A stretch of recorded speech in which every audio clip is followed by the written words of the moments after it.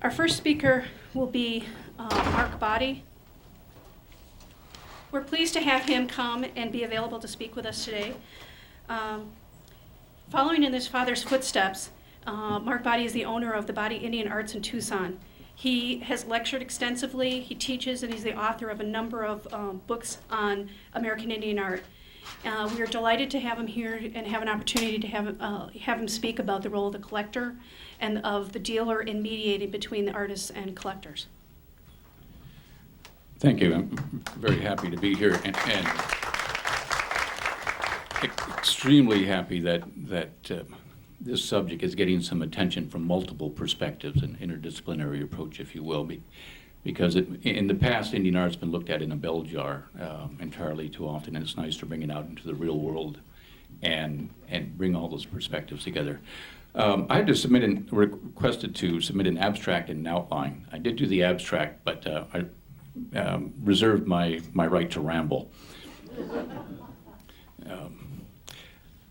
I started out in this, just very briefly started out in this quite young. Some of my earliest memories are going with my father on buying trips and playing with other kids while our parents visited and did business. My father also was involved in museum work, and my earliest memories of museum work is holding the board while he was cutting and getting sawdust in my eyes and nose.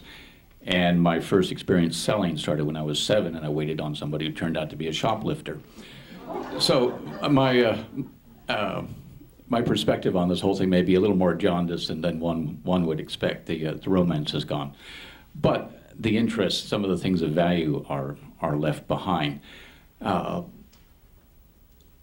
Over the 45 years that I've been sort of consciously involved to one degree or another in this business, there have been a great deal of changes, and yet primary motivations, primary dynamics that existed 50 years ago and that existed 100 years ago are surprisingly unchanged.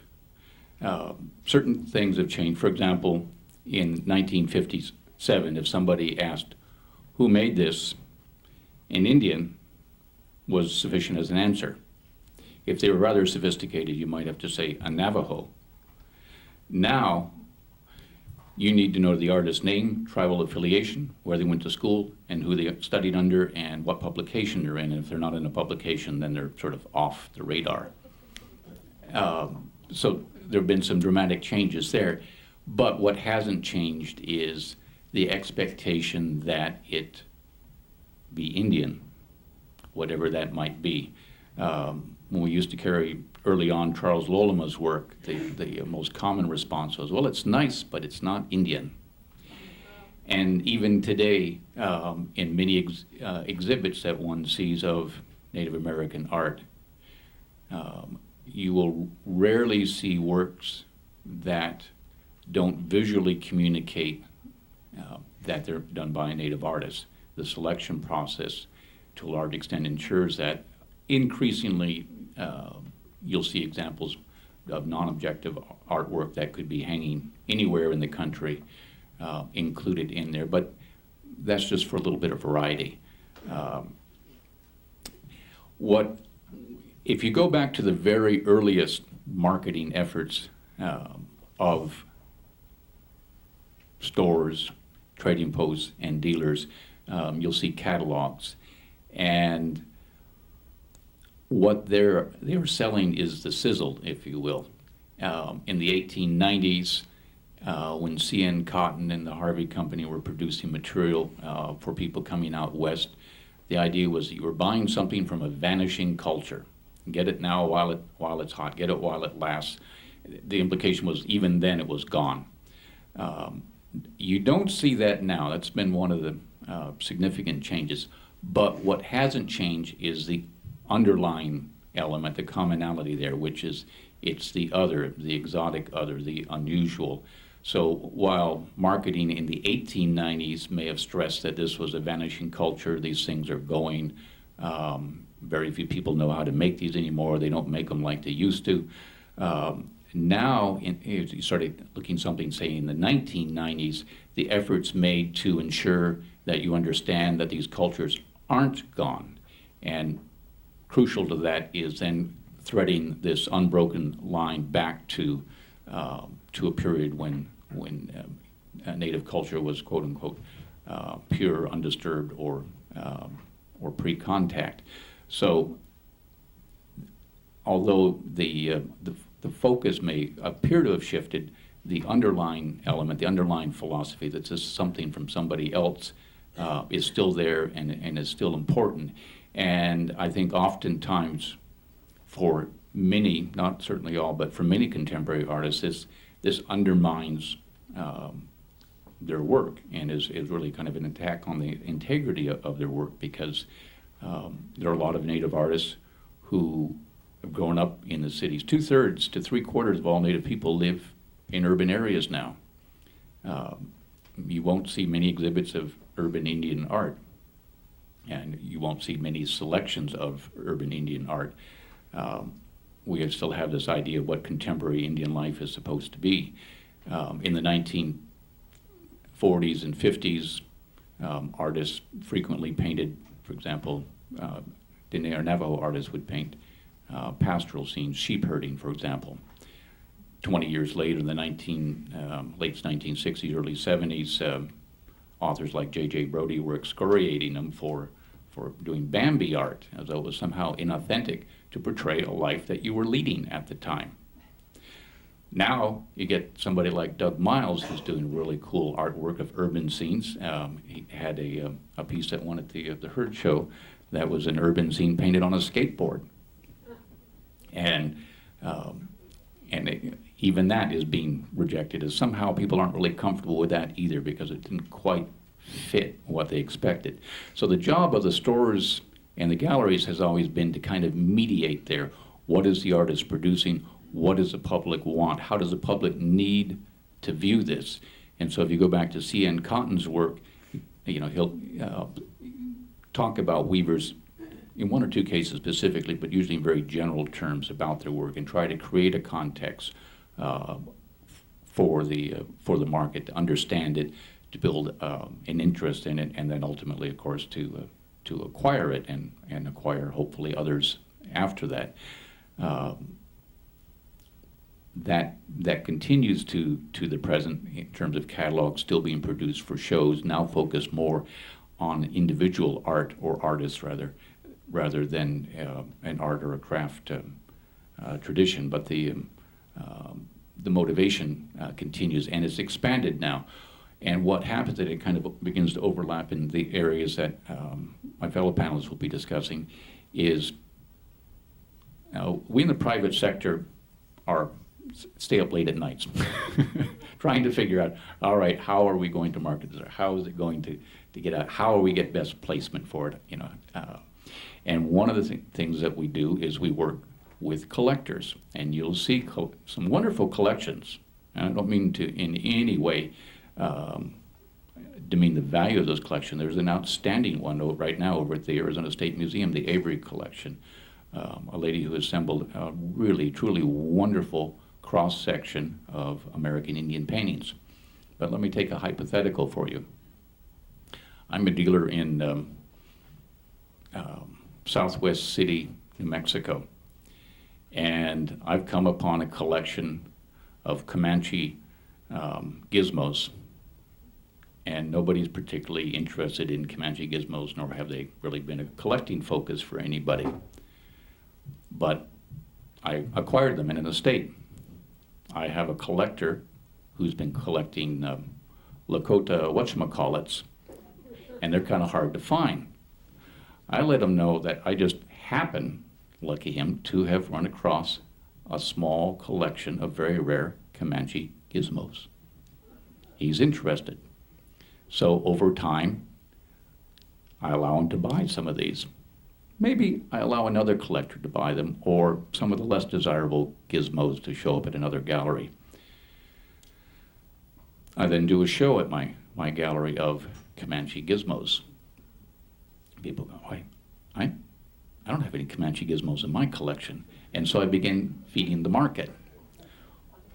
One of my employees used to work or currently at a museum, or used to work for me, now works at a museum. I talk to the collector and say, You have the finest collection of Comanche gizmos in the world. Don't you think we ought to do something with this exhibit and get these out where more people can see them? And then I can approach the museum with this exhibit. You know, I have this collector, he's got the exhibit, we've got the information, he'll underwrite a modest catalog. And so the line begins to blur, and all of a sudden museums have become a marketing tool for us. And it's a very dangerous dynamic, because it's also a very valuable dynamic too, for all three parties on it. So when we try to identify who's the collector and who's the marketer and who's the museum, increasingly those identities have begun to blur somewhat as people go back and forth, as collectors open galleries, as gallery personnel move into museums and back. And we get a very interesting dynamic that goes on. And the one person that it oftentimes misses, though, is the artist. And I think one of the more interesting things that's happening, or for the present and for the future with contemporary Indian art, is the internet. It's increasingly providing power to the artists, allowing the artist to communicate directly with the gallery, directly with the collector, directly with the museum, for the artist to represent their work in whatever manner, in whatever context he or she chooses. And increasingly I find artists who are making sales, making contacts, making connections, gaining shows through that. And that's probably, in my mind, the biggest single change is the shift in power that's allowing the artist to participate as a full empowered player in this dynamic that has been going on for almost 2 centuries now. And the other change that has not yet happened, but I hope will happen, is people beginning to look at work by Native artists and Native artwork and not say they were influenced by, but recognize the Native artists as influencers rather than simply the influenced, to grant that they have some power, some control in this dynamic, that they're not simply passive vessels, sort of undergraduate art students. And pardon me if anybody is, but if you are, you know the feeling, people pouring information into you and expecting you to accept and retain. The last thing that I'd like to mention in this whole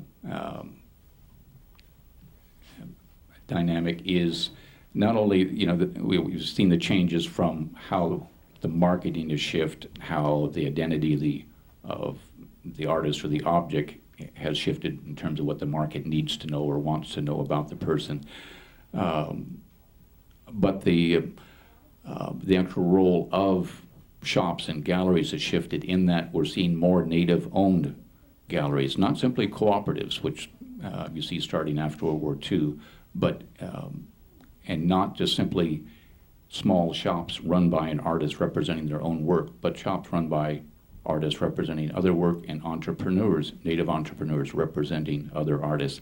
And although there's a sense that this is something that's happened in the last 10, maybe 20 years, this is actually a very, very old tradition. It goes back to the pre-contact Southwest and all of the trading that went on between tribes. It goes back to Coronado finding people from Santo Domingo, Pueblo, trading shell and stone necklaces on the plains of present-day western Oklahoma. It goes to the 30s and 40s with Hopi and Navajo artists opening shops in reservation border towns. So it's an important part of this dynamic too. And again, it's something where it allows a new party, a new player in this dynamic. And the more people that hold power in this trade, in this commerce, in this interaction, in these artistic endeavors, I think the more rich it becomes. When you have only one or two parties acting as intermediaries between the artist and the public, You get a great deal of filtering that goes on in terms of information and approach, and it restricts the artist because it restricts their market. And I think that's probably the biggest thing that happened, is that it's opened up as a contemporary artist or a living artist, craftsperson, their markets for now, whether you're doing traditional work, whatever the heck that is, and contemporary work, whatever that is. It's a term that I'm after many, many years uncomfortable with both of those. Those are two terms that float too much and are tied too much to the moment in which they're spoken. But we do now have a greater opportunity, and hopefully no artist is going to hear again, it's nice, but it's not Indian.